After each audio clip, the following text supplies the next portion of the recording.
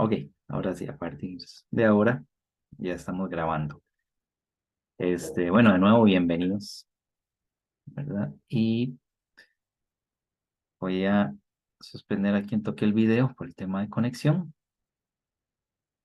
Ok, eh, este era un tema que igual siempre me gusta dejarle un toquecito de último sobre el tema de participación social inteligente.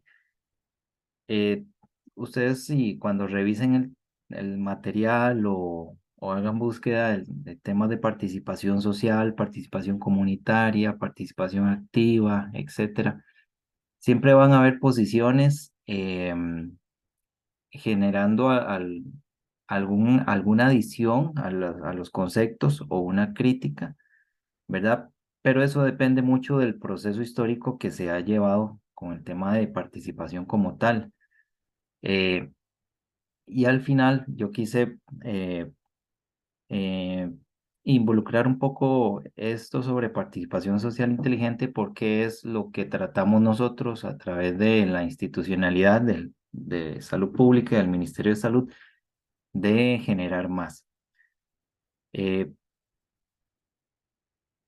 Igual haciendo un pequeño repaso sobre lo que hemos estado hablando estas semanas, vemos, por ejemplo, que la participación y la sociedad están muy ligados a los sistemas democráticos. Entonces ya hemos hablado, por ejemplo, de que o sea, las condiciones de participación o la libertad que tenemos de expresar ciertas situaciones, necesidades, etcétera, pues no las podríamos hacer en otro tipo de sistema. Entonces, en ese sentido, pues esa participación ciudadana, ¿verdad? Es parte integral de los sistemas democráticos eh, porque hay un propósito de fortalecer y construir la interacción siempre entre la sociedad civil y el Estado.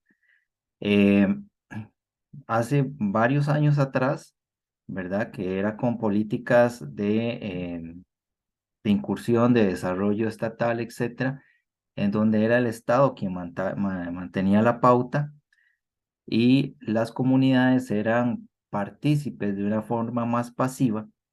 Ahora lo que se quiere es que haya una interacción más constante entre sociedad civil y Estado. Y, por supuesto, la generación de esos espacios de trabajo. Y aquí tenemos dos caras importantes, ¿verdad? Lo que hemos estado hablando. La perspectiva de la participación ciudadana a través del Estado y a través de la ciudadanía. A través de la visión del Estado como las responsabilidades que tenemos cada uno de nosotros como ciudadanos, ¿verdad? A participar, a ejercer los derechos constitucionales, etcétera. Y la visión ciudadana como sujetos de derecho, ¿verdad? En los cuales el Estado debe resguardarlos a todo, en todo sentido. Entonces, es una responsabilidad del Estado, ¿verdad? Facilitar los procesos de participación y que mi voz y mi voto, pues, estén expresados de forma libre, sin que haya una coacción o que se me obligue a algo. Y desde el Estado, hay un propósito de mantener y asegurar el acceso pleno a esos derechos, ¿verdad? Para sentirnos ciudadanos, ciudadanas que viven en comunidades mm, de iguales, ¿verdad? Aunque a veces es difícil en la realidad, pero bueno, es un derecho que todo ciudadano en este país tiene.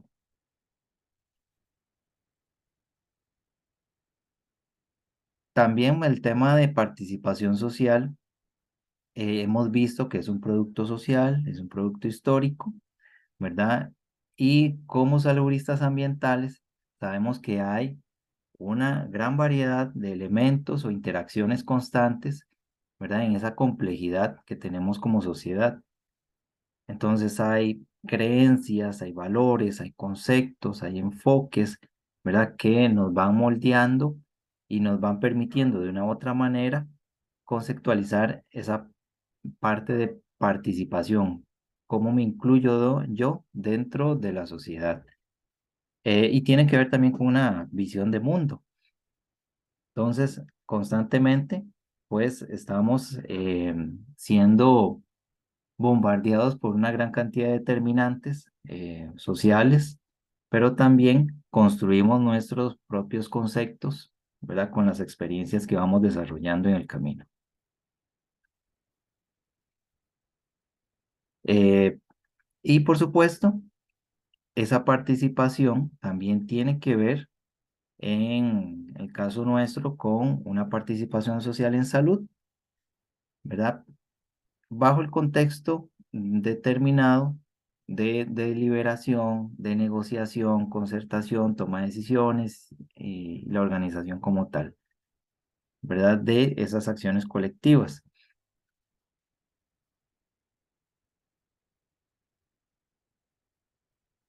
Eh, y aquí nada más para dejarles aquí algo a considerar.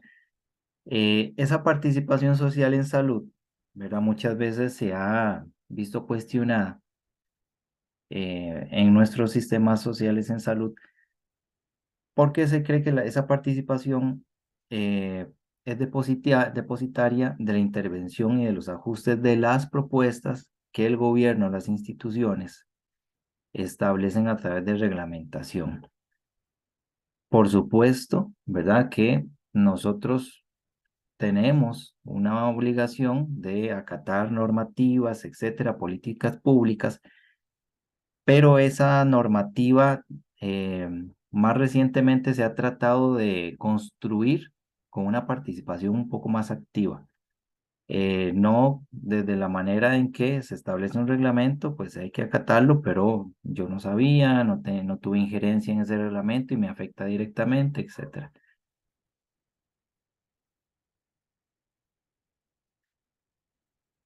Y aquí, en este sentido, surge el tema de participación social inteligente a través del Ministerio de Salud, que ha venido gestando reformas a lo interno, eh, y a partir del 2008, ¿verdad?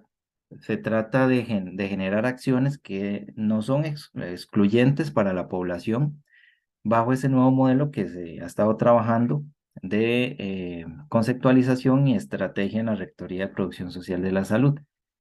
En algún curso ustedes vieron, yo creo que fue conmigo, no recuerdo, el tema de organización de la atención en salud y ambiente. Entonces, eh, vemos cómo el tema de las instituciones en salud o la producción social de la salud se hace a través de muchos actores. Y como ente rector, pues el Ministerio de Salud. Entonces, si ustedes recordarán, miren que ya han visto perdón, esta imagen, eh, lejos de generar una participación pasiva en la construcción de políticas en salud, lo que se trata es que haya una participación más activa, más inteligente, concertando a los actores que realmente deben estar discutiendo diferentes temas de interés. Entonces tenemos procesos que se han venido dando en desconcentración, ¿verdad? A través de, en el caso del ministerio, los tres niveles: nivel central, nivel regional y nivel local. eh, Gestión en lo que es aseguramiento, el financiamiento de los servicios de salud, la provisión de la atención a las personas, el mejoramiento del hábitat humano, y esta participación social, que no es excluyente, tiene que ver con esa articulación de actores sociales, articulación que tiene que ver también con ese proceso de producción social de la salud. Entonces tenemos varios ámbitos de rectoría: en actuaciones humanas, en determinantes ambientales, en determinantes socioeconómicos, productos de interés sanitario, ¿verdad? Por ejemplo, el tema de medicamentos, productos alimenticios, eh, productos ¿cómo se llama esto? Los productos naturales, servicios y actividades de interés sanitario, etcétera. Y también, por supuesto, en el tema de recursos humanos, aseguramiento, financiamiento de los servicios de salud, etcétera. Que ahora, eso es un tema muy discutido, porque si ustedes han visto las últimas noticias, hay toda una discusión sobre el tema del modelo de aseguramiento que tiene el país y si estamos realmente en quiebra o no, ¿verdad? Pero tiene que ver mucho con eso, de cómo dirijo los recursos y los esfuerzos a lo que realmente la población requiere. Depende del modelo de desarrollo que tenemos, de esa radiografía de la situación de salud en el país. De hecho, no hace mucho nos pasaron un documento sobre la situación financiera del sistema de salud nacional. Y es interesante, se los voy a compartir, cómo se ha estado invirtiendo grandes cantidades de dinero en infraestructura y el tema de prevención se ha dejado un poco de lado o está muy debilitado. Entonces requerimos más dinero, más recursos para tratar enfermedades crónicas eh, y el primer nivel de atención está debilitándose bastante. Primer nivel de atención, estamos refiriéndonos en el modelo preventivo a las clínicas, ¿verdad? A los EVAIS, etcétera, donde sea información sanitaria y de prevención. Al final, pues tenemos ahí un proceso para proteger y mejorar con equidad la salud de la población. Eso es lo que tratamos de ir desarrollando. Ok, permítame un momentito que me está mandando un mensaje.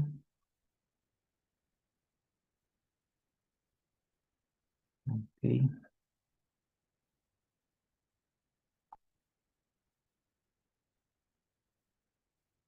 Esa participación inteligente, ¿verdad?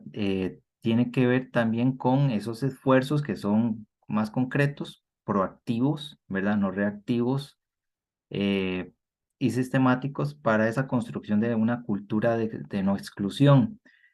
Eh, entonces ustedes han visto que ahora hay, bueno, políticas para las personas adultas mayores, para la niñez y adolescencia, violencia intrafamiliar, población con diversidad sexual, etcétera. De hecho, bueno, eso es parte también de las exposiciones que vamos a estar teniendo en la última clase.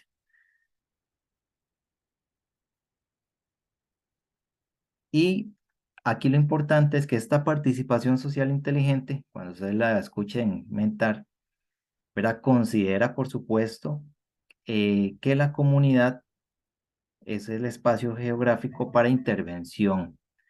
Y ahí, pues, tienen que ver todas las variantes económicas, sociales, culturales, políticas, ¿verdad? En esos procesos que afectan las vidas o en el proceso de salud-enfermedad. ¿Qué consideramos ahí en el tema de participación social inteligente? La identificación y la expresión de las necesidades y preocupaciones y expectativas de la población, la determinación de prioridades, el diseño y la negociación de estrategias y propuestas de desarrollo, la implementación y la ejecución de acciones viables en temas económicos y de logística, y por supuesto la evaluación de acciones y el control social de las instituciones. Eh, por ejemplo, ¿dónde hemos expresado esto? Que les he estado comentando, por ejemplo, en los análisis de situación integral en salud. Eh, entonces yo les comentaba que, bueno, hemos estado haciendo ahí algunos talleres muy focalizados en población, con instituciones, con profesionales, para determinar cuáles son las prioridades que considera los actores sociales deben ser abordadas. Entonces, permítanme un momento, chicos. Ahí está. Un momentito.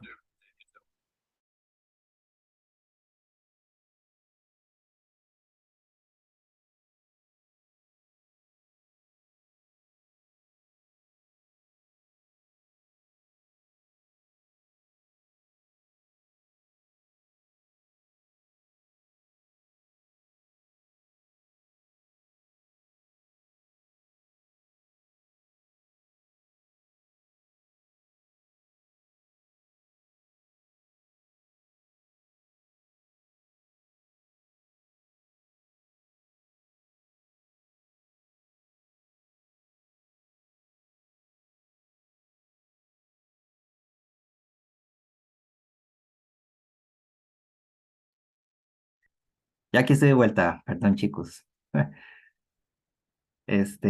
Vamos a ver. Ok, ya estamos con Aníbal. Para la camarita. Hola Aníbal, bienvenido. Gracias, Esteban. ¿Me escucha? Sí, sí, aquí te escucho. Ok, ya casi termino estas últimas laminitas y pasamos con vos. Voy a poner tantito la cámara aquí. Ahí disculpen la llamada, chicos. Eh, ok, entonces, en estos ejercicios de análisis integral de situaciones en salud, lo que buscamos es que sean las comunidades las que indiquen cuáles son al criterio de ellos, ¿verdad? Que ellos conocen bien el entorno y las situaciones que viven diariamente, las principales problemáticas para abordar. Entonces, por ejemplo, el Ministerio de Salud puede tener bastante información sobre, en el caso, por ejemplo, de morbilidad o de padecimientos, ¿verdad? Pero hacemos un trabajo un poco más detallado. En este caso, este es con instituciones y con profesionales sobre tal vez los tres principales o cuatro principales problemas en padecimientos en una comunidad. Y vamos a ir aplicando varias herramientas también para ir expresando esa participación un poco más homogénea de las comunidades. Por ejemplo, cuando se priorizan problemas, siempre tratamos de catalogarlos por el grado de magnitud, por el grado de gravedad, bueno, de gravedad, eh, el nivel de oportunidad de solución, ¿verdad? Si existe o no solución a esas problemáticas, el interés que tiene la comunidad, la demanda de los servicios de salud, y vamos dándole puntajes hasta establecer cuáles tienen más peso o menos peso, ¿verdad? Este es un ejemplo de priorización de problemas en salud. Eh, Otro ejemplo de valoración de problemas en salud es a través de cada uno de los participantes de los talleres, en donde ya a nivel individual, cada uno de ellos indica, bueno, de las problemáticas que se presentan, qué puntaje le va dando, ¿verdad? Y entonces podemos así trabajar de manera un poco más focalizada e inteligente necesidades o prioridades, ¿verdad? Para no desgastarnos y también usar adecuadamente los pocos recursos que hay. Y también coordinar con las instituciones de apoyo dentro del sistema de salud nacional, ¿verdad? Porque estas cosas no es que el Ministerio de Salud tiene que abordarlas exclusivamente, sino que hay una coordinación siempre conjunta.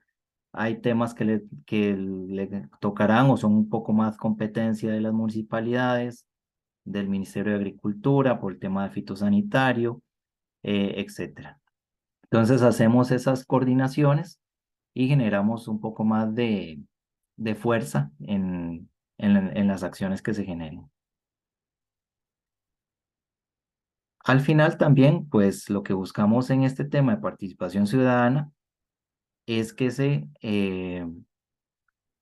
establezca que esta participación ciudadana debe ser estudiada con base en los intereses colectivos y las motivaciones conscientes. A nadie se le puede obligar a participar. Pero recuerden el gráfico que habíamos visto en algún momento en una clase. Buscábamos tener de una participación pasiva o pasar de comunidades receptoras, ¿verdad? Que no saben por qué están o por qué se les da cierto beneficio o por qué son objeto de cierto proyecto, a tener comunidades proactivas que sean ellas las que lideren los procesos en proyectos o en construcción de políticas públicas, etcétera. Por eso es que son conscientes de lo que están haciendo. Ok, eso es lo que les quería compartir ahorita. Em,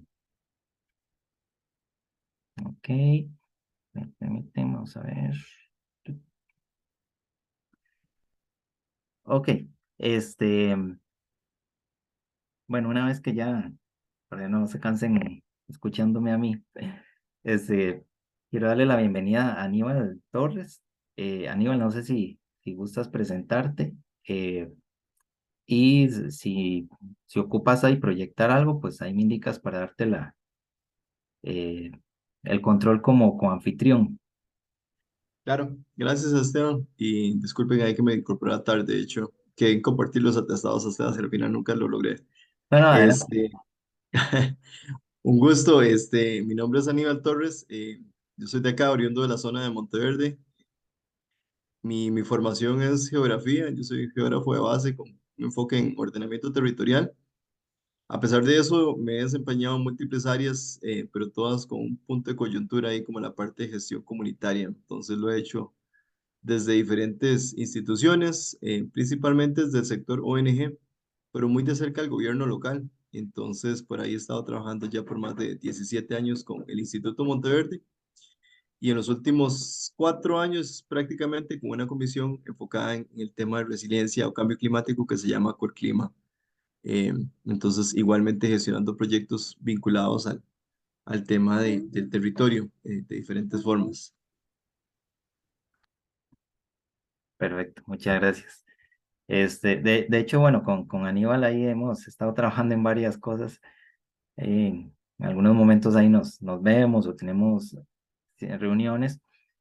eh, y me gusta mucho citar algunas instituciones o actores en Monteverde porque se apropian mucho de su espacio, ¿verdad? Y hay un entorno o un ambiente muy proactivo. Más bien a veces uno se queda atrás como institución, pero la participación, por lo menos me ha agradado mucho que en esta comunidad ha sido muy activa. Eh, no sé, Aníbal, te doy entonces el espacio ahí para que nos puedas ahí compartir tus experiencias, Claro. proyectos. Ujú. Claro, claro. Bien lo indica Esteban, digamos, creo que una de las cosas importantes para todos ustedes que están iniciando en carreras es, independientemente de la parte en la que ustedes se puedan ver visualizados en el sector público, sector privado o ONGs, mucho del trabajo que uno termina realizando como profesional, el número uno es un trabajo interdisciplinario. Entonces, a pesar de que, por ejemplo, Esteban es salubrista y yo soy geógrafo, son temas que se verían muy distantes. Nos vemos la cara en múltiples comisiones, y ese tipo de relación o entender un poco, digamos, la experiencia y expertise que tiene cada persona en su área es una parte importante. Entonces, en su debido momento ustedes lo verán, no son solamente como puntos de opinión o puntos de vista respecto a un tema porque, no sé, porque yo tengo una religión, un credo o porque yo tengo un punto partido político N, eso se sigue expresando a lo largo de la vida y también desde el punto de vista profesional. Entonces, algunas veces en la vieja escuela se imaginaba que el ingeniero era el ingeniero y era el que decía una cosa y el arquitecto pensaba de una forma distinta y el sociólogo pues hacía sus aportes en otra forma distinta. En la realidad actual, esas tres disciplinas, por dar un ejemplo, se tienen que hablar y tienen que ser parte de algo, una solución un poco más integral. Porque nos hemos dado cuenta de que la mayoría de las problemáticas que se enfrentan a nivel comunitario no tienen una sola arista, sino que tienen múltiples. Y si uno no es suficientemente abierto para escuchar y para expresar, terminan siendo soluciones parciales o paliativas. Entonces, Esteban les habrá comentado en algún momento situaciones acá como en Monterrey que tienen que ver con recurso hídrico muy enfocado en la parte de tratamiento, tal vez que es lo que más se ve, digamos, Eh, Ambos formamos parte de una comisión que se llama Seguiré, que tiene que ver con la gestión integral del recurso hídrico y mucho de las principales problemáticas que enfrenta Monteverde actualmente tienen que ver con el tratamiento de aguas. Pero la realidad es que es un tema más amplio y de hecho la comisión eventualmente llegó a cambiar el nombre, eventualmente al inicio arrancó con un tema de tratamiento y después fue ampliándose a un tema de gestión integral. ¿Por qué? Porque la realidad es que es un tema de consumo, por ejemplo, es un tema de conductas y no se aplica solo a Monteverde, pero a muchas de sus comunidades. Es una ecuación muy sencilla, pero entre más agua consumimos, pues mucho más aguas tenemos que tratar. Y no es un tema solamente de salubridad, es un tema social. Entonces, por ahí es muy importante escuchar desde la experiencia de un sociólogo, de una persona que tenga ese tipo de expertise. ¿Por qué? Porque nosotros consumimos el agua. A lo mejor está relacionado con costos, lo mejor está relacionado con un tema de una cultura de uso ancestral, que hemos pensado que el agua es inagotable. Hay muchos antecedentes que pueden explicar un tema este y que si nos enfocamos muy propiamente en un tema tan central como es el tratamiento, ignorando estos otros aspectos, pues no lo vamos a lograr, o al menos no de una manera efectiva. Y así lo vemos en muchos temas, o sea, por ejemplo, Costa Rica se sigue peloteando de una manera política, perdón, todo el tema de seguridad y muchas de las soluciones son aumentar la flotilla de policías, pero ¿por qué hay inseguridad? O sea, ¿cuáles son los temas de fondo realmente eso? Lo que pasa es que son temas muy profundos, mucho más complejos de raíz, eh, pero la realidad es que si uno quisiera mediar con el problema como debe ser, debería arrancarse desde abajo. Lo mismo es el uso de drogas y otro montón de situaciones, o sea, muchas veces nos enfocamos por ahí y eso es lo que nos han enseñado, pero la realidad es que son temas de profundidad. Entonces, en todo ese tema, lo que comento, el trabajo que tenemos o podemos hacer, y se los digo a ustedes como personas jóvenes iniciando carreras y demás, algunas veces uno ambiciona mucho hacerlo a una escala país pues sí, es cierto, definitivamente hay temas de políticas que, por ejemplo, pueden ayudar a mediar muchas de esas situaciones, pero hay un montón de cosas que se pueden hacer a una escala comunitaria y que a lo mejor son mucho más efectivas.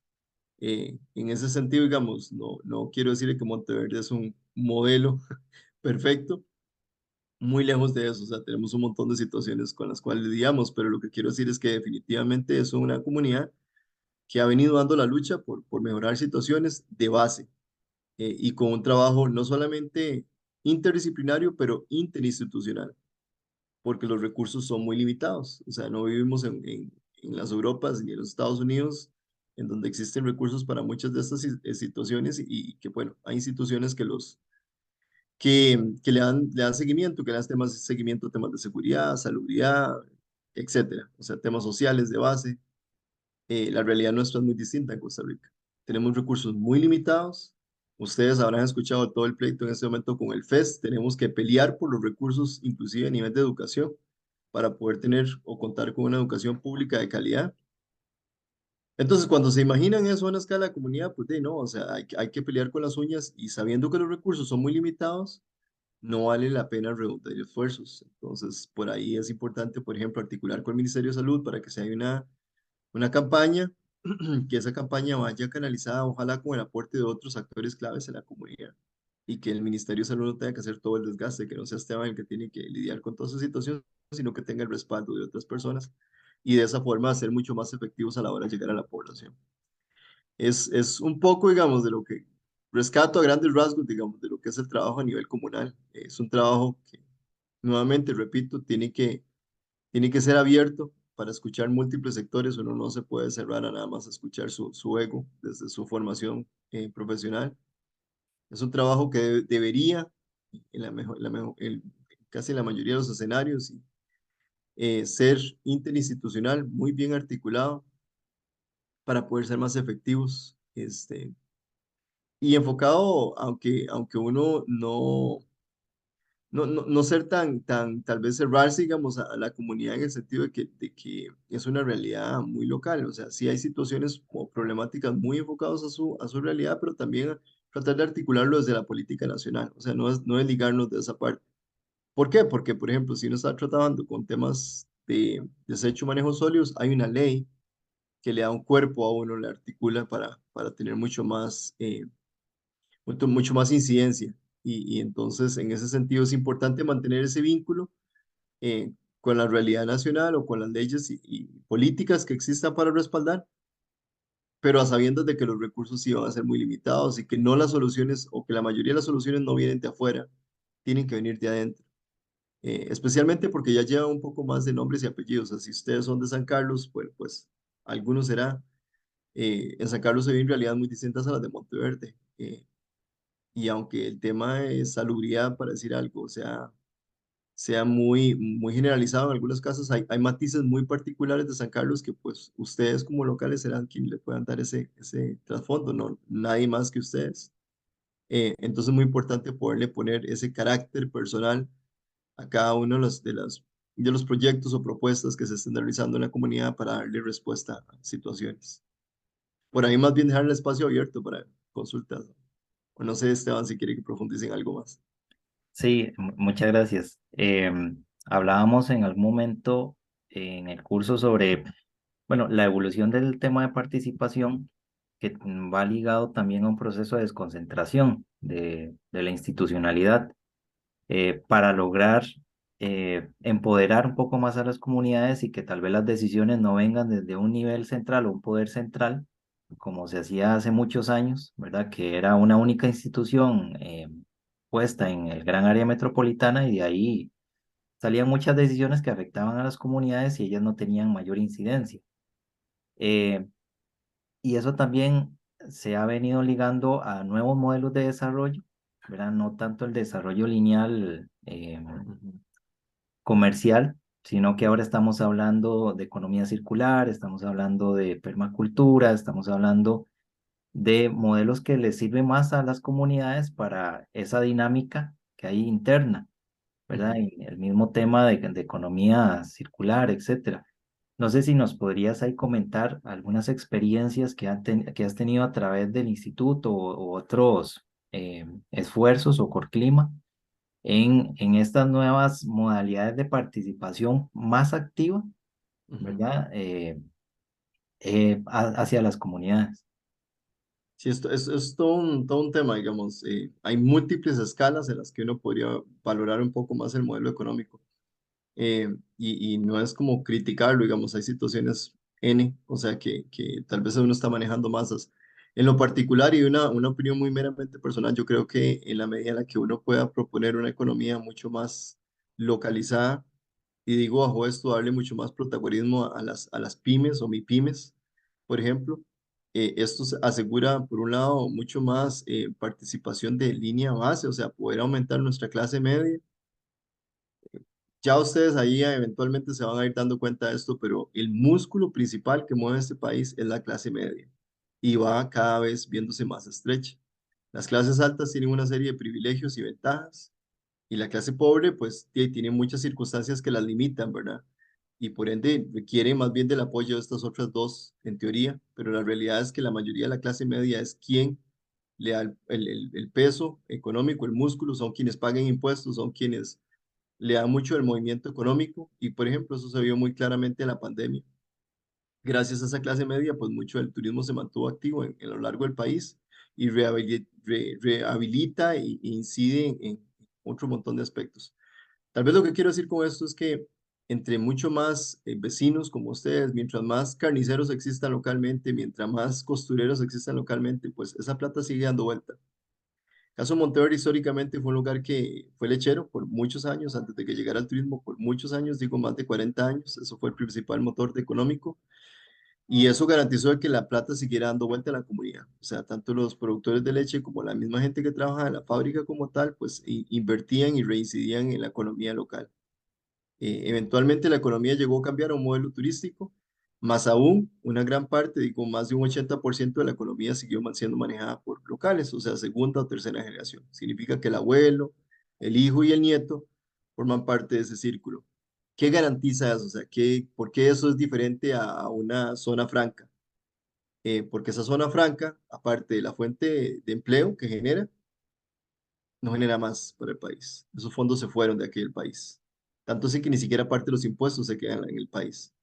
A gran diferencia de una empresa, una MIPYME, un restaurante acá local, que pagó los impuestos, que generó empleo y que adicionalmente reinvirtió esos fondos acá en la comunidad con compra de un montón de aspectos y que inclusive el capital que se invierte muy probablemente se va a reinvertir acá en la zona. Eso aplicaría en cualquier otra parte del país. Tristemente, el modelo turístico en otras partes del país, especialmente en la parte costera, no ha sido el mismo y desgraciadamente hay mucha inversión extranjera que nuevamente, aparte de ofrecer la parte laboral, desgraciadamente esos recursos no se quedan dentro del país. Entonces, ¿por qué es importante invertir en estos modelos circulares y por qué beneficia a una comunidad? Cuando se vino la pandemia, en el caso de Monteverde, por ejemplo, se comenzó a trabajar con una moneda local. Entonces, significa que si yo tenía, qué sé yo, si yo tenía un excedente de algo, lo podía dar, y a cambio de eso recibía unos puntos, o como una criptomoneda que podía canjear por otros recursos, por otros puntos, apuntando más al tema del trueque.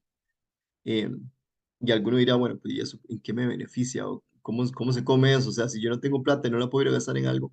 Es un tema más de base, es un tema más de creer en los recursos, de comenzar a darle un valor adicional, porque puede ser que Esteban se dedique a la costura y lo haga muy bien, y yo tenga papas, y Esteban ocupe papas, y yo ocupe que me arreglen un traje, por ejemplo, y cambiamos servicios o productos. Ese tipo de modelos son distintos a lo que nos han venido acostumbrando, pero son muy importantes en la reflexión a nivel local, porque a la larga, una comunidad, una provincia, un país puede tener muchos recursos monetarios, eh, pero si no contamos con los otros recursos que forman parte de una economía, como la parte productiva, por ejemplo, dependemos de otros. Si eventualmente llegamos a perder todos los arroceros y los frijoleros de ese país y comenzamos a, a tener que depender de otros países, en ese momento nuestra economía se vuelve muy volátil porque puede ser que a los chinos se les ocurra subirle el precio a los frijoles y a los panameños el precio del arroz y nos quedamos a merced de lo que se les antoje a esas otras formas de cobrar. Entonces, tratar de generar ese tipo de intercambio en un país tan pequeño como el nuestro es muy importante, apoyar todas las líneas bases en modelos de una economía mucho más circular, mucho más local, mucho más localizada, para asegurarnos de que esas personas, nuevamente, esos productores, esas pequeñas industrias, eh, se fortalezcan. Eso lo podemos hacer desde maneras muy prácticas, o sea, por ejemplo, si ustedes tienen un mercado local, qué sé yo, si tienen una feria del agricultor, ir a apoyar a los productores locales es una práctica muy sana, hasta una escala mucho más nacional, o sea, averiguar cómo sabemos cuál es el código de barras que identifica nuestros productos nacionales para asegurarme que cuando yo voy a comprar, estoy comprando un arroz tico y no estoy comprando otro arroz. Y así sucesivamente. O sea, yo no necesariamente digo que la Dos Pinos sean santos, pero bueno, a la larga de todo, es una cooperativa nacional versus otras marcas de productos lácteos, por ejemplo, que no son nacionales y que generan un impacto muy directo en la economía nacional. Entonces yo creo que como comunidades tenemos toda una oportunidad para ir fortaleciendo más esa economía de base que a la larga, digamos, genera un bienestar para todos. O sea, es mucho más importante y mucho más, eh, en el largo plazo, mucho más relevante apoyar un par de MIPIMES que darle cabida a una transnacional que a lo mejor vino y estuvo un tiempo y después se fue y se llevó todos los recursos locales o a la larga se instaló ahí y se quedó para siempre, como podría ser un Meliá o no sé, un Hilton, y llegó, se instaló en el pueblo y genial, o sea, generó una forma, una mano de obra, pero ¿qué más? O sea, ¿qué se está quedando en la comunidad? Más allá de esa mano de obra, puede ser que más bien tenga una serie de situaciones paralelas que generan problemáticas a nivel local. Sí, sí, exacto. En eso que mencionabas, por ejemplo, la semana anterior estábamos revisando ahí un tema de arroz, arroz con plaga, y al ver ahí los lotes y el origen de ciertas marcas de arroz, eh, estábamos revisando Tiopelón y Luisiana. Muchas de ellas vienen de Brasil y de Estados Unidos. Muy pocas lotes venían de aquí, producidos aquí en Costa Rica. Pero los que tenían plaga eran los externos, Brasil y Estados Unidos, ¿verdad? Entonces, como vos dices, viene un tema ahí de cómo fortalecer la producción local, cómo fortalecer la producción nacional eh, sin depender tanto de la parte externa. La semana anterior, dos grupos, no sé si alguno de los chicos quiere comentar sobre dos proyectos de huertas que se estaban eh, exponiendo, tratando de sistematizar un poco las buenas o las experiencias que habían tenido estos grupos organizados en esos proyectos de emprendimiento. Eh, y hablábamos también de que era interesante que muchos de estos proyectos a veces también son liderados por mujeres. Eh, y en las comunidades o en las localidades, ¿verdad? El empoderamiento en el tema de género es importante porque ya vamos trascendiendo un poco el tema de machismo, que de hecho me llamó mucho la atención en un grupo que las emprendedoras decían que ese era uno de los principales obstáculos, ¿verdad? De no tener la suficiente libertad para emprender por un tema de cultura, de valores, de machismos que se generaba ahí. Eh, y los emprendimientos ayudan mucho también a ese tema de mercado local, a ese tema de economía local, a economía de escala. Eh, entonces, no sé si tal vez uno o dos de los grupos que expusieron sobre huertas, si quisieran comentar al respecto.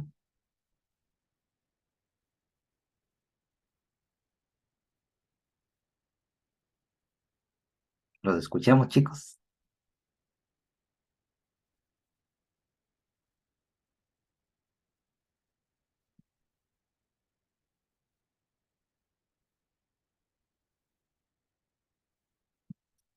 Erika.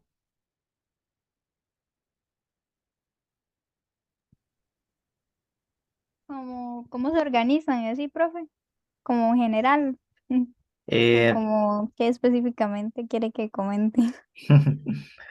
Claro, no, la experiencia que tuvieron con ellas y si quisieras allá o quisieran aportar algo sobre el tema de esa participación de estos grupos en estos emprendimientos en esa comunidad. Ah, ok. Bueno, nosotros hicimos el trabajo en una huerta comunitaria que está ubicada en Río Grande y básicamente esta está integrada o pues la crearon mujeres de la comunidad con el fin de tener como ingresos económicos, ya que la mayoría de personas del lugar se dedican como a la agricultura y a la pesca. Entonces, las mujeres en sí son más como a labores domésticas. Y ellas básicamente iniciaron sin tener absoluto conocimiento de cómo cultivar incluso una lechuga. Entonces, al inicio fue como que tuvieron muchas pérdidas por desconocimiento y dado la situación, empezaron como a buscar profesionales y cursos como en el INA para adquirir como conocimientos.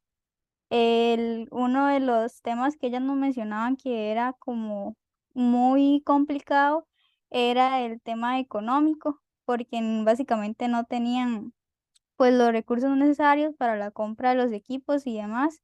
Entonces al inicio empezaron como a hacer ventas entre ellas mismas, vendían tamales, también aportaban con cotas y después tuvieron como la ayuda del PNUD, como de 5 millones creo, porque clasificaron a partir de un documento como que llenaron de Facebook que decía como que se le daban ayudas económicas a mujeres de la zona de Punta Arenas que querían emprender.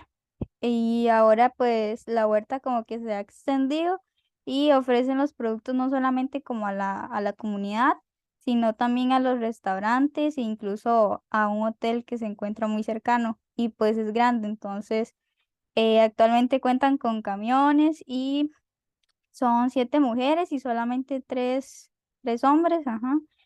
Y otra vez volvieron como a clasificar en, en otra ayuda económica del PNUD y el mercado como que lo han expandido.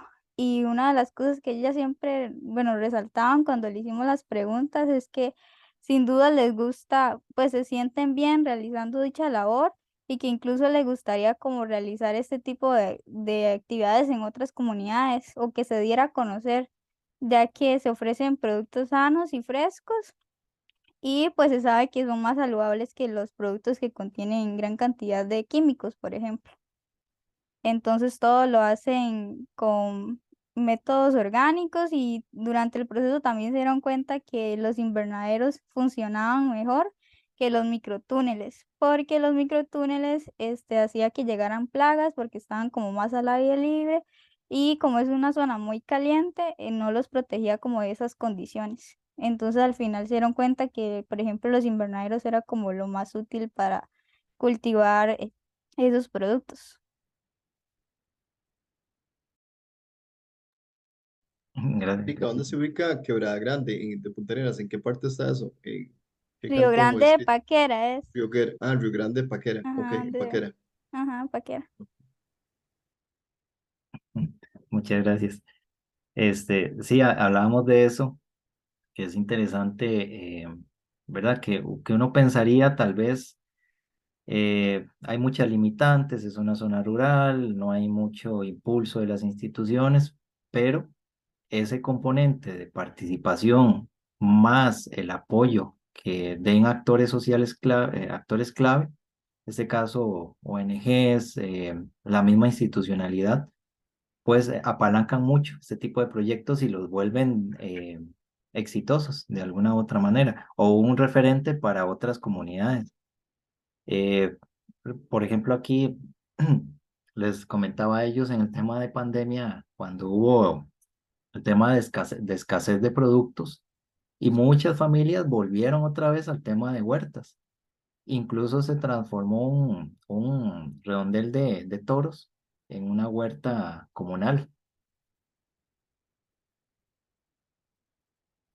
Sí, sí, sí, definitivamente. No, no, y tal vez una cosa que quería acotar que me parece importante en todo este tema económico, que hasta cierto punto es una barrera que tenemos que superar nuevamente, porque algunas veces las políticas que se dictan a nivel nacional, desde una silla ahí en, en la Asamblea Legislativa, no contemplan otra serie de variables. Entonces, por ejemplo, una de las barreras que en este momento tienen muchos productores es que si yo soy una empresa, N, o sea, un hotel, por ejemplo, ese hotel grande, una de las cosas que yo necesito procurar es de que se genere facturación. Y no cualquier facturación, sino también que tengan factura electrónica. Entonces, aunque tenga las mejores intenciones de comprarle lechugas a Esteban, si Esteban no tiene factura, yo no puedo comprar.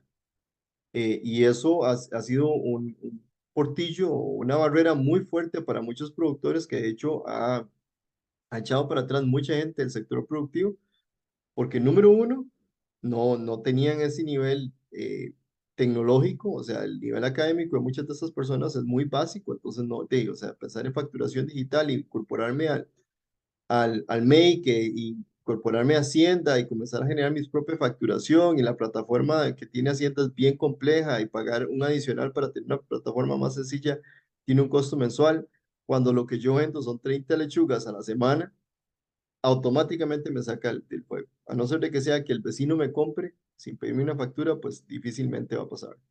Entonces, sí uno entiende, digamos, de que el Estado requiere de ir formalizando un poco la venta, la transacción, pero también tiene que existir cierta flexibilidad con respecto a eso. ¿Por qué digo esto? Porque, por ejemplo, en este caso que mencionaba Erika, el hecho de que estén acuerpados por una figura legal facilita.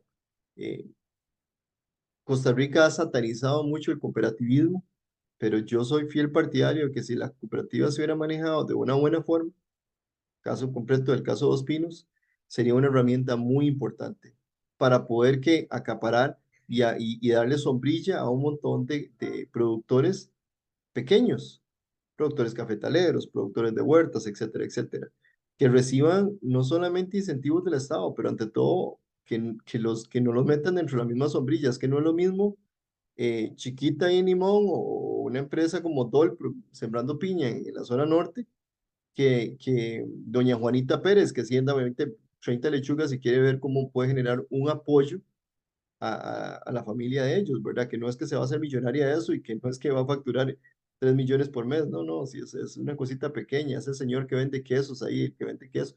Volviendo al tema de una economía mucho más solidaria, una economía local. Esas economías se pueden fortalecer en la medida en la que existan herramientas de venta, comercialización, y que también el Estado sea un poco más flexible y entendible de que eso existe, ¿verdad? Y que grupos de mujeres, por ejemplo, en zonas como Paquera, requieren de sus recursos económicos y requiere diversificación, porque si se viene una marea roja, la vez pasada, o sea, se fueron 8 meses, esta vez yo no sé cuántos se fueron, y eso puede seguir ocurriendo con temas de cambio climático. Tener diversificación económica es clave para que las comunidades no sufran, como el caso de Monteverde, por ejemplo, para la pandemia, que se vino a cero, la economía se colapsó, ¿verdad? Aprendiendo errores, uno tiene que ir diversificando la economía a toda escala, escala país sí, pero también a escala local, y ir apoyando todos esos sectores a partir de las herramientas que se crean o las que tengamos que crear, porque hay muchas cosas, hay muchos vacíos. Aquí tenemos un montón de situaciones eh, cuando se vino toda esta reforma, de, que hasta en cierta medida ha sido muy, muy, muy positiva, pero hay otro montón de aspectos de la reforma fiscal que definitivamente dejaron muchos sectores muy descubiertos. Claro, exacto. Eso en el tema de economías locales. Ahora, y también hay otros temas que son un poco más sociales, más de impacto en el tema de seguridad, en el tema ambiental, que motivan mucho la participación. Eh, no sé si tal vez, Diana, nos quisieras comentar un poco, sí, ¿verdad? Ustedes estaban con el tema de, eh, de una comunidad que se organizó para atacar diferentes problemáticas.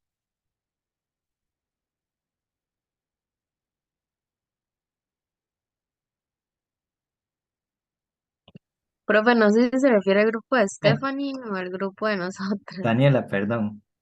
¿Por qué siempre te digo Diana? No sé. Perdón, dale. Sería como comentar un poco lo de que hicieron en esa comunidad. Ujú. Sí, bueno, en esa comunidad es un barrio de Liberia que se llama Barrio La Guaria número 2. Entonces tenían como problemas en las carreteras y demás, como en los espacios para transitar ahí, como en el barrio. Entonces lo que hicieron fue como solicitarle ayuda a la municipalidad, pero si no me equivoco, ellos tenían que pagar como la mano de obra. Entonces, como que la municipalidad les resolvió ahí como a medias, les daban como los materiales, pero no se podían hacer cargo de la mano de obra. Entonces, bueno, ellos hicieron como toda la cotización para ver en cuánto salía y demás. Hacían bailes, ¿verdad? A veces decían que tal vez más bien salían perdiendo con los bailes, ¿verdad? Porque tenían que pagarle a los conjuntos y demás. Y que era muy participativo, por ejemplo, pues si usted no colaboraba, entonces básicamente al frente de su casa no se iban a poner como adoquines, digamos. Entonces iba a seguir teniendo ese problema, pero es como parte de, ¿verdad? Porque a muchas personas no les gustan cómo buscar como soluciones. Entonces ya la asociación buscaba soluciones de que, digamos, si tal vez había una familia que tenía la capacidad económica para sumar su parte, ¿verdad? Lo que se ocupaba para pagar la mano de obra, pues lo hacía y si no, pues que participara en las actividades, pero a veces hay gente que tampoco quiere participar, entonces estaba como esa parte de que iban a seguir con la problemática. Básicamente como que no se iba a alcahuetear a nadie que tal vez no quisiera participar, que pasa mucho. De igual forma, tenían mucha inseguridad porque hay como parques y demás, pero no había nada en los parques, era como la zona, ¿verdad? Conocido como un charral. Entonces, no se estaba utilizando para los niños y niñas del lugar, sino que más bien se estaban dando incluso hasta como venta de drogas y demás, ¿verdad? Porque lo utilizaban. O la gente iba a tirar como muchos residuos especiales como camas, colchones y toda esta cuestión. Entonces ya se estaba incluso convirtiendo como peligroso para ellos. Entonces lo que hicieron fue como igual con la municipalidad, con fuerza pública, tratar de organizar estos lugares. Entonces ahora los lugares tienen mesitas para hacer picnic, hay como parquecitos para los niños, y también es como una comunidad organizada en cierta parte. El problema que han tenido ya Al principio fue, yo siento que tal vez como todos los proyectos, que todo el mundo está como con muchas ganas y mucha energía y sí, vamos a hacer todo y no sé qué, pero todo eso en una comunidad necesita como seguimiento, no es nada más hacerlo y ya, porque si no, pues de ahí el parque, si no se chapea y va a crecer monte nuevo y lo que esté ya no importa que esté ahí, ¿verdad? Entonces tal vez esa ha sido como la problemática, que no se ha dado un seguimiento y que pues las comunidades también pierden el interés cuando ven que las instituciones públicas pues no ponen de su parte, ¿verdad? Entonces ese fue como el caso de que investigamos en el trabajo pasado. Muchas gracias. Interesante, Daniela. Eso, todas las generaciones tienen como un rol distinto, digamos, y la nuestra ya tiene un desfase ahí como de 20 años probablemente entre ustedes y, bueno, por lo menos sí, los dos, Esteban y yo creo que andamos ahí como en el mismo barco, pero lo menciono porque han habido muchos cambios, o sea, ustedes habrán notado que muchos de los lugares en los que ustedes viven son probablemente cantones, en algún momento fueron distritos y comunidades muy pequeñas, entonces la mayor parte de la gestión de esos territorios se dio a partir de asociaciones de desarrollo. Las asociaciones de desarrollo son instituciones que no son parte del gobierno, no forman parte del aparato estatal. Tienen ciertas capacidades y tienen pues cierto respaldo, pero no son parte del Estado, no reciben ningún tipo de impuesto ni demás.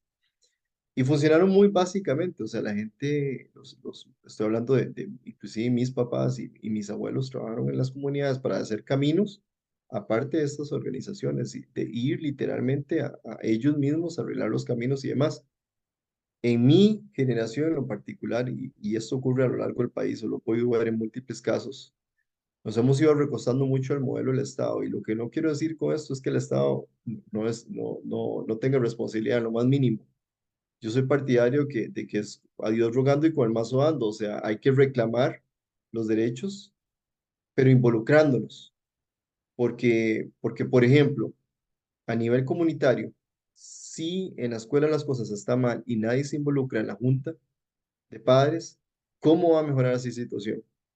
Si a nivel comunal existe un municipio y no nos involucramos para ser parte de un consejo, tal vez no todos vamos a ser políticos, o sea, o no nos interesa en lo más mínimo la política, pero es importante el involucramiento y la participación ciudadana, porque eso permite fiscalización. Entonces, de que los municipios, de que las instituciones representativas del Estado, llámese, o sea, casi todas tienen la oportunidad para uno involucrarse. Las mismas clínicas, todas tienen una junta de salud, la cual en gran parte está integrada por miembros de la comunidad. Entonces, todo ese tipo de gestiones que usted menciona, Daniela, son justamente parte de la gestión que la comunidad llega y es muy interesante porque, le digo, o sea, vengo saliendo de una reunión ahorita recientemente con la ingeniera y estábamos hablando sobre un tema de aceras, sobre una ruta nacional. Entonces nosotros tenemos una ruta nacional y la cual el MOB nunca le va a dar atención con respecto al tema de aceras, porque no es su prioridad. Y bueno, y alega que no tiene recursos para eso, etcétera, etcétera. Pero para nosotros es una problemática muy real, porque todo el mundo transita sobre esa carretera, etcétera, etcétera. El tema es que, bueno, justamente el día de ayer por ahí estuvo el director de CONAVI por acá en la zona y fueron y andaban caminando y el hombre dijo, wow, pero ¿y estas aceras? Y le dice, no, todo esto es gestión comunal. O sea, aquí el MOB ni ustedes como CONAVI han metido un solo 5, ¿verdad? Sobre todo este sector. Y ya por ahí el hombre se vio como mucho más motivado. Dijo, bueno, tal vez podríamos hacer algo para un tema de alcantarillado, alguna de las quebradas que se cruce, podríamos tal vez tramitar algo de cemento, etcétera, etcétera. El punto es que si uno se queda esperando a que el MOB o el CONAVI articule alguna acción en un tema, por ejemplo, en este caso, seguridad peatonal, eso puede tardar años o puede ser que nunca ocurra. La comunidad tiene que liderar ese tipo de situaciones. Y nuevamente, no es quedarse callado, es pegar el grito y decir, bueno, ahí señores, o sea, nosotros estamos haciendo nuestra parte y ustedes qué van a poner, porque aquí no vamos a caminar solos. Aquí el tema es nuevamente maximizar recursos. Pero es muy, muy interesante el ejemplo este.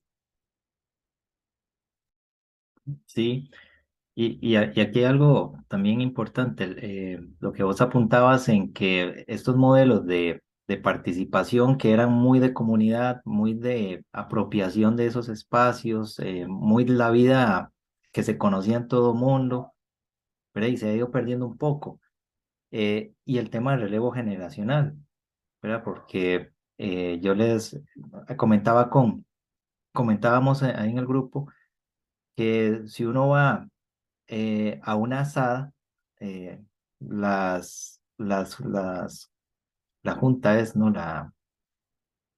Eh, la junta de socios o La asamblea. la asamblea en asadas son personas mayores, ¿verdad? En las asociaciones de desarrollo son personas mayores.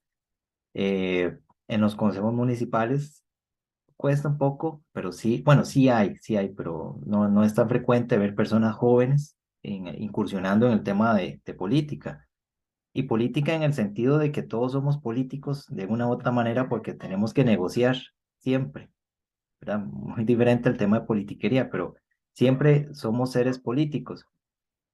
Eh, pero en estas acciones, si las comunidades no ven, aunque sean pequeños avances o pequeños logros, pequeñas victorias, la motivación pues no se va a dar. A mí me llama mucho la atención este proyecto que vos indicabas de aceras, porque la gente lo ve, funciona y no estoy muy metido en esto, pero no sé cuál ha sido el nivel de participación o motivación, si se ha mantenido con el tiempo, ha incrementado o se ha estandarizado. Eh, y en este proyecto u otros que has estado, el tema, el rol de la persona joven, si lo has visto, si has visto que se ha involucrado más o todavía no se ha involucrado o falta hacer alguna estrategia para que estén más activos. No, yo creo vamos a ver, en el tema propiamente de aceras, es un proyecto bastante interesante por los matices que ha venido tomando. Surgió en media pandemia, entonces arrancó con apoyo de una institución, bueno, esta comisión Corclima, hasta cierto punto amparada por el Fondo Comunitario Local, que esos son, volviendo a figuras importantes, eso es una figura que permite canalizar recursos, sean privados o públicos, para inversión a nivel comunitario. Entonces, ese tipo de figuras son muy importantes porque yo como Aníbal Torres o Esteban Aguilar, muchas veces como personas físicas, a pesar de que podamos aplicar para partidas o para fondos, difícilmente nos lo van a hacer a nosotros como personas físicas. Entonces, esta figura jurídica le permite a uno tener una sombrilla de respaldo para proyectos. Pero bueno, volviendo al tema de las aceras, arrancamos bajo pandemia con un modelo muy particular. El fondo apoyó, había una alianza de turoperadores, en este caso de café, quienes financiaron una parte, y un poco la empresa privada y hasta el mismo Estado. En ese momento había un departamento, bueno, existe todavía, pero ya han cambiado un poco los lineamientos, que se llama Edificaciones Nacionales, que ahí de paso se los dejo. Es un departamento, un órgano del MOP, que invierte a nivel comunitario y tiene muchos casos recursos, principalmente material, pero es muy importante, por ejemplo, si uno quisiera enfocarse en un salón comunal o alguna cuestión así. Bueno, en ese caso yo nos hicieron un aporte como cerca de 400 sacos de cemento, como para darles una idea en ese proyecto. En esta nueva etapa del proyecto, porque esa fue la sección A de Monteverde, arrancamos con un trayecto largo, o sea, estamos hablando de total estamos hablando casi 3 kilómetros de distancia de aceras, es tamaño trayecto. Y, eh, y arrancamos con un modelo muy distinto. En este caso ya no, ya había pasado la pandemia. Contratamos a una nueva figura que existe en muchos cantones del país, que se llama microempresas. Y las microempresas son administradas por las asociaciones de desarrollo. Entonces, ellos tienen como entrenamiento y tienen una planilla ahí de personal de la comunidad que se dedica a la venta de servicios, como mantenimiento de rondas, construcción este, de cunetas, etcétera, ese tipo de trabajos. Bueno, y servicios privados, pueden vender hasta jardinería si quieren, o sea, es una empresa. Entonces arrancamos con microempresas, volviendo al tema de economía circular, significa que los fondos que estaban siendo invertidos, en este caso, por el fondo comunitario, a partir de estos turoperadores de café, y se le sumó a esto, los vecinos. Entonces nosotros dijimos, bueno, vamos a arrancar, pero aquí no sea todo gratis. Aquí el asunto es que ustedes aporten. Del 100% de la hora, nosotros vamos a arrancar con un formato en el cual ustedes van a aportar un 20%. ¿Cuánto es eso? Bueno, no sé, vamos a ver cuánto es, pero si ustedes quieren que entremos, ustedes aportan 20%. Entonces, de hecho, una de las personas que lideró para el segundo vecindario elegido fue un muchacho de veintitantos de años, tal vez llegará cerca de los 30 años. Y a mí me pareció muy interesante porque sí, es empresario, pero está apenas arrancando. Y tuvo esa iniciativa para empujar al resto de los vecinos. Y ahí vamos con el proyecto. O sea, el proyecto en este momento es un proyecto, para darles una idea, son como alrededor en esta segunda etapa, digamos, el trayecto que se va a estar trabajando son como alrededor de 25 millones, de los cuales un porcentaje considerable viene de la empresa privada. La misma asociación de desarrollo involucra, el municipio está aportando gran parte de los agregados, el fondo comunitario otra parte y bueno, en fin, fondos privados externos que vienen a través de los vecinos que también se suman ahí. Entonces, en un modelo de cooperación de ese tipo es muy bonito ver que se involucran distintas personas, diferentes edades, pero en muchos casos yo creo que sí es importante para nosotros, también como adultos, para ustedes como jóvenes reclamar el espacio y para nosotros como adultos cederlo, ante todo. ¿Por qué? Porque todos nos vamos haciendo viejos y uno se va desgastando en esto. Entonces es muy importante que hayan esos espacios para ir haciendo un traslape y un traslado de conocimiento y demás. Y digo esto porque inclusive muchas personas mayores también algunos casos quedan rezagados. Hay comunidades en las cuales hay mucha sabiduría en esas personas y están quedando por fuera de círculos de discusión, de planificación, etcétera. Y es que a veces se reinventa el agua tibia. Los seres humanos tendemos a pensar de que nadie lo había pensado, o sea, yo voy a hacerlo diferente, etcétera. Y los errores que hemos cometido pareciera ser a lo largo de la historia que han ocurrido no una, pero más de 1000 veces y seguimos cometiéndolos y siguiendo en eso.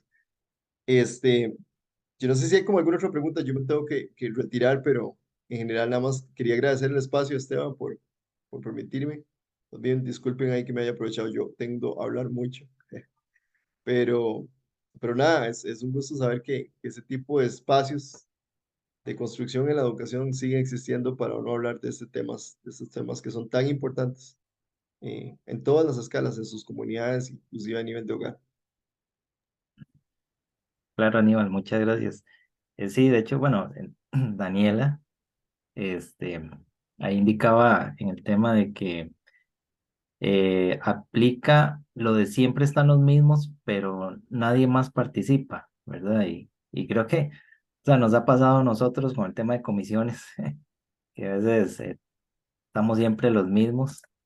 Eh, no, pero ya se han ido uniendo algunas otras pues, caras nuevas, por dicha. Pero eso es parte de la motivación hacia los jóvenes también.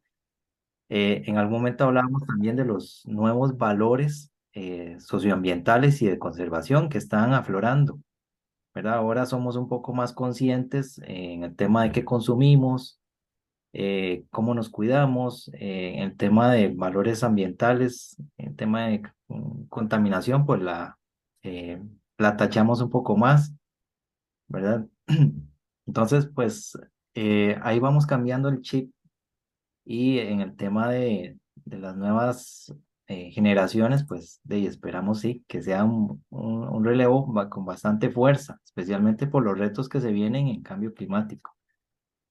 Eh, ok, no sé, chicos, si hay algún otro comentario, eh, si no agradecerle a Aníbal ahí el tiempo.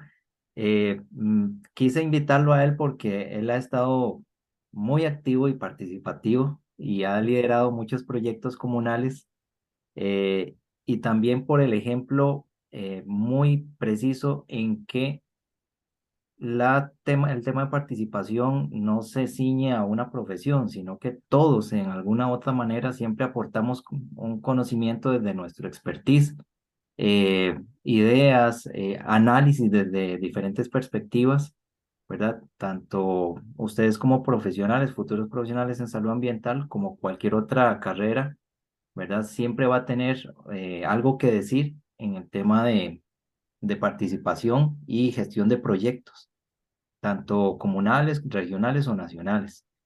Entonces, lo que hablamos aquí, a veces hablamos mucho de teoría en la universidad, pero donde se aprende realmente y o sea, uno no lo creía, uno pensaba que en la universidad ya se sabía todo, pero donde uno aprende es a nivel de trabajo ya en el campo, en las comunidades e interactuando con profesionales, con gente local, etcétera. Entonces es muy enriquecedor, ¿verdad? Cuando a través de las comunidades y de la participación activa se logran metas, objetivos o se plasma un proyecto que beneficia a la gente, a las personas. Entonces, Aníbal, muchas gracias ahí por el tiempo. Sé que estás muy ocupado o has estado muy ocupado en estos días, este, pero muy valioso ahí todas las experiencias y comentarios. No, gracias. Nuevamente, les dejo por ahí nada más la inquietud. O sea, no necesariamente esperen a salir de la U. De hecho, comiencen a abrirse esos espacios desde ahora. Exacto. Para quienes tengan interés de comenzar a involucrarse en esta línea, porque todas las carreras siempre tienen, o sea, uno tiene, qué sé yo, como salubrista, puede ser que usted se está imaginando algo muy encasillado a lo que viene en el panfleto de la carrera, y la realidad es que uno se topa realidades muy distintas, o sea, de muchas veces el enfoque de geografía en la UNA, por ejemplo, tiene que ver con gestión del territorio y planes reguladores, etcétera. Bueno, pues yo he tenido que liderar proyectos de múltiples aristas, he tenido que aprender sobre ingeniería ambiental, porque de hecho en este momento tenemos dos proyectos, uno de acción social y otro de investigación con la UCR en el tema del recurso hídrico. Entonces, no se cierren puertas, pero volviendo al tema muy puntual, comiencen, si ven interés, busquen oportunidades de involucrarse como asistentes, algunos de los docentes, busquen oportunidades para involucrarse como asistentes a proyectos de investigación que tenga la carrera. eh, para hacer escuela. Comiencen a hacer escuela. Si a ustedes les interesa, nadie le va a abrir las puertas a ustedes, nadie. O sea, ustedes tienen que comenzar a abrirse espacio en el mercado y una parte importante de eso es comenzar a hacer una cartera, un perfil como profesional. Y desde que estén ahorita en la U, entonces ya ustedes en su currículo eventualmente dirán, bueno, fui asistente por 2 años en este y este proyecto, etcétera, etcétera. ¿Cómo hago eso? Pues involucrándose. O sea, desde ahora es una oportunidad. La universidad yo creo que es una puerta enorme. Yo se lo mencionaba a montones a algunos de mis compañeros jóvenes cuando yo regresé a la U. Yo decía, mae, o sea, ustedes tienen toda una oportunidad, toquen puertas. Aparte de que le financian los estudios, ustedes y le pagan, o sea, usted comienza a armar un perfil. Y inclusive, si usted quiere quedarse en la parte académica, muchas de las personas que se terminan quedando en la academia son quienes se han estado ahí, o sea, debajo de la sombra del árbol, y ojalá que sea un buen árbol, para uno comenzar a aprender y armar carrera y armar perfil, etcétera. Entonces, no esperen, o sea, no esperen, comiencen a actuar si es algo que a ustedes les llame la atención. El mercado cerrado sí es muy cerrado, pero si usted es un buen profesional y usted se mueve, definitivamente siempre van a haber puertas para uno tocar. Muchas gracias, en serio, y que tengan buena tarde ya. Muchas gracias, Aníbal. Hasta luego. Gracias. Un gusto. Ok.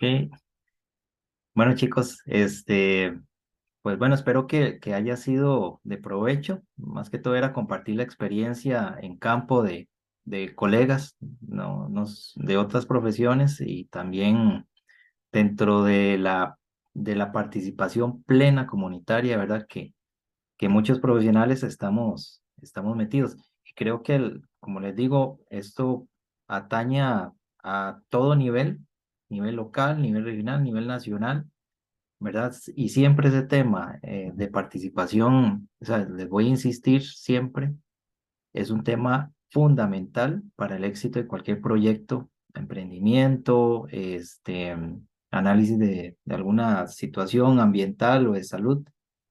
Si no tenemos participación o si no logramos hacer adecuado enlace con actores clave, etcétera, pues no vamos a tener el impacto que desearíamos. No sé si hay alguna consulta, duda, chicos. Si no, estaríamos hoy. Y nada más permítanme aquí para suspender la grabación.